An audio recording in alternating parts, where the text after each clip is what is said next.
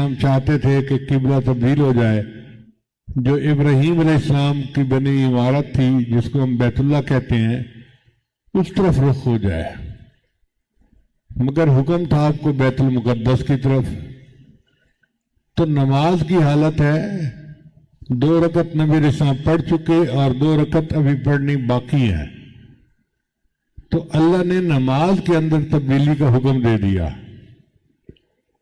اب آپ اندازہ لگائیے کہ نبی علیہ السلام آگے کھڑے ہیں، پیچھے سارے مقتدی ہیں، حکم ہوا تو نماز میں ہی نبی علیہ السلام مقتدیوں کی طرف آ گئے، اور صحابہ جو تھے وہ اسی طرح نبی علیہ السلام کی طرف رخ کرتے ہوئے آ گئے۔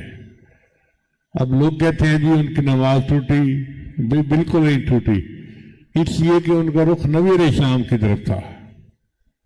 اللہ نے نماز کی حالت میں قبلے کو بدل دیا، 2 رکعت بیت المقدس کی طرف ادا کی گئی اور 2 رکعت بیت اللہ کی طرف ادا کی گئی۔